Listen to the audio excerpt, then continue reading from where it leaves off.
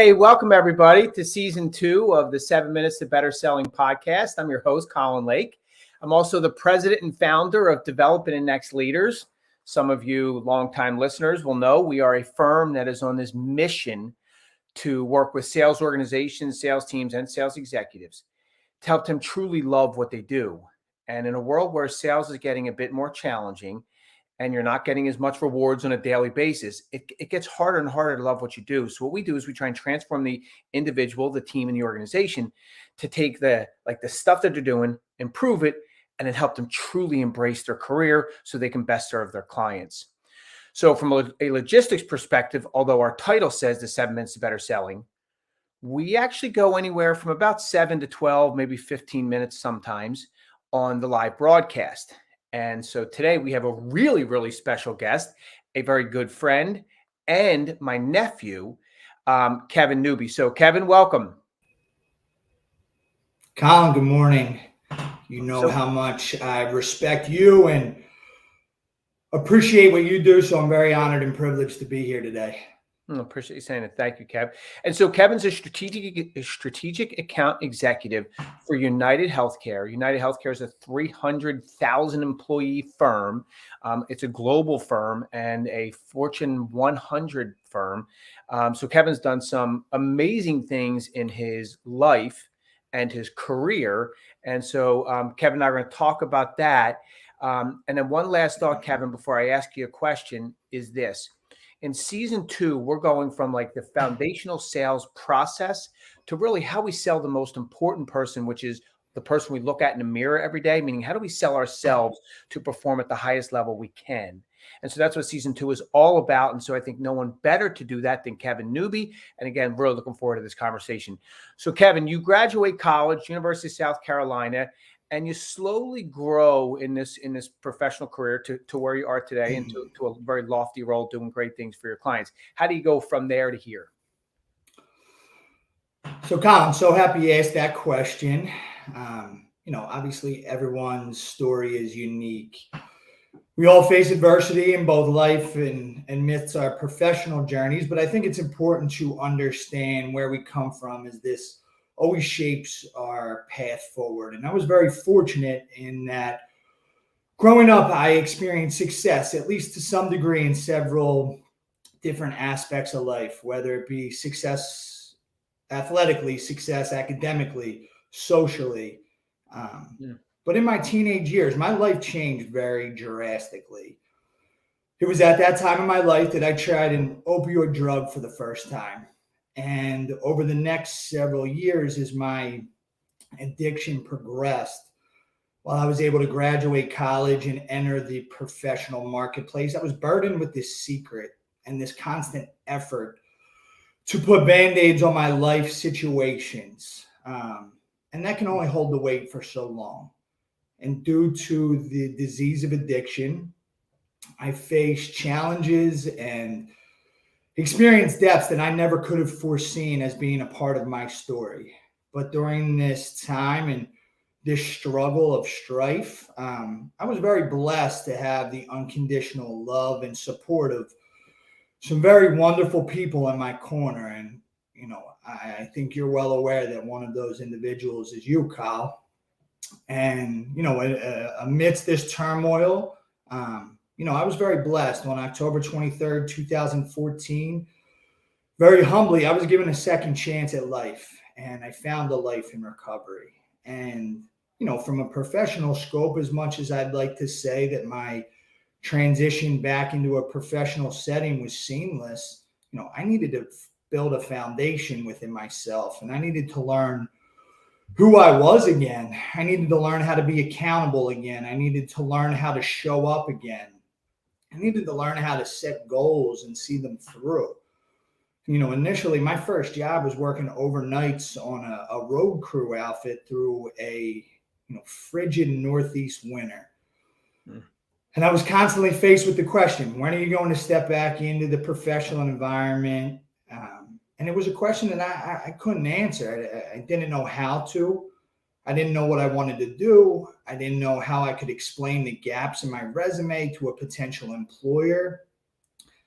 I didn't feel like I had real professional experience to lean on, nor did I possess the professional confidence to express why I deserved an opportunity. And I was very fortunate because at that time in my life, a couple years removed from drugs and alcohol, I was presented with a tremendous and unique opportunity. A very dear friend of mine offered me an opportunity to sit down, and we had several bucketed sessions to discuss passions, education, experience. And he implored me to wrap these takeaways together to form a personal manifesto of sorts that identified a few foundational pillars that I sought out in a career path. Now, this wasn't A plus B plus C equals you're an accountant, but more so characteristics that I wanted to get out of a profession. And through this, I was given an opportunity to take part in a rotational internship program in the healthcare space. And I'll never forget the fear that I felt on the first day. Was I worthy of this opportunity? But I promised myself that I was going to put everything I had into this. And my first several months in the role were spent in a more strategic setting. And as I transitioned forward, my next stop was within our sales organization. And needless to say, it was a fit right away. While the job wasn't glamorous by any means, it allowed me to build a foundational understanding of the marketplace that I was in. I had several incredible mentors that invested in me because I cared. And one would always say to me, I can teach you everything else, but I can't teach you to care. And over the next several years, I continued to grow and learn and achieve.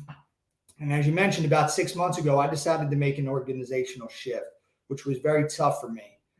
However, I saw the opportunity to gain exposure to new markets and achieve new goals.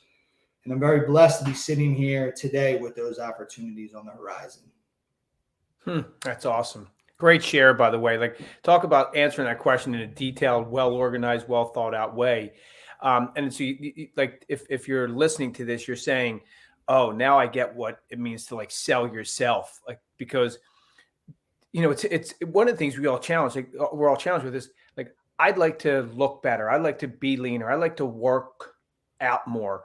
I'd like to work harder. I'd like to be the number one salesperson in my organization. We all have those type of things, but it's really hard to convince yourself to do the things that enable you to get to those places. So one of the things that impresses me so much about you, and the thing I'll ask you to share with your listeners, is how do you sell yourself every day to win that day from the most basic things of keeping your addiction at bay, to then going out and being an amazing husband, and then going out and being an amazing account executive for this humongous firm that relies so heavily on you. How do you do it? How do you convince yourself to do that?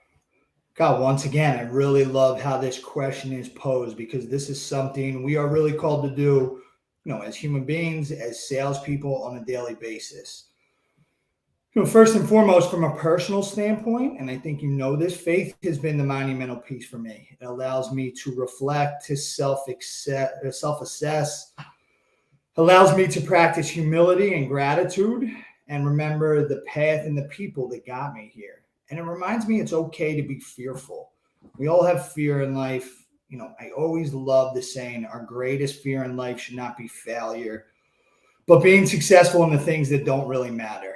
And my relationship with my faith allows me to assess what really matters. And then in turn, how do I go out that day and achieve this? And it's really amazing from a recovery standpoint. So many of the principles translate so closely to a life in sales, in any professional onset. It can be overwhelming to view the future with a wide lens. Just for today, one day at a time, those program pillars were so paramount for me early in recovery. And Colin, early in my career, you pressed this upon me, and I am forever grateful. The mantra, win today. Control the controllables in this 24-hour period. Define your goals for today. Don't worry about the meeting next week. Don't worry about the opportunity next month or next quarter. Stay present yourself. Win the hour, win the conversation, win the client. And this daily commitment is a refusal to lose. And that doesn't mean the results are always positive or a success, but it means I'm always a success in my process. And to win, I need to remind myself that persistency is key, or tasteful aggressiveness, if you will. Listen, we all have gifts. We all have talent. But I heard Jason Kelsey say this a few years ago, and I know I've shared it with you in the past. I believe it originally is a quote from Calvin Coolidge. But he said, nothing in the world can take the place of persistency. Talent will not. Nothing is more common than the unsuccessful person with talent. So true. And I just love that. I need that for myself, to make the commitment daily that I will not be outworked. I'll get an extra meeting. I'll pick up the phone when sending an email would be easier. I'll win today. And I've been so very blessed to be surrounded with people who support me, not only professionally, but as a human being. I know, mentioned my wife. She is so uber talented, so successful, so smart. Her positivity, her support in these daily endeavors is just another reason I want to be great each day. And when you surround yourself with positive people that want to achieve greatness in any walk of life, it is, bound to lift you up and bound to, cause you to want more. It's a really important point. We're going to wrap this up here, Kev, and I'll give you the last thoughts. But sure. So first one is know what to do, which is win today. Know why to do it for the people who helped you, that sounds like that's your why. And then one other thing you just said right there, which is it's really easy to say when you've done this for a while now, but when you surround yourself with great people, you surround yourself with really good people who care and are living what we believe to be the right way, you tend to just float up to that level, that higher level. So I thought that was a really, really well executed set of thoughts that you shared. And I love your quote. Don't be afraid of failure. Be afraid of succeeding in things that don't matter. They weren't your exact words, but boy, that is a power thought. So last thoughts for you, Kevin, then we'll wrap it up. Sure. And, obviously this is the playbook. I am far from perfect. I failed time and again, but I always try to remain coachable, try to remain hungry, committed to the self-care that will allow me to be a success in, whatever path I choose. So I appreciate you allowing me the platform this morning. Yeah, it's so good. And so self-care, right? So that's what you're saying, you care about yourself. So maybe it's another really power takeaway. It's do I care enough about myself to do the things that get me ultimately what I want to do? So Kevin, thank you so much for being a guest. Thanks so much for starting out season 2, and good selling, everyone. Thanks so much.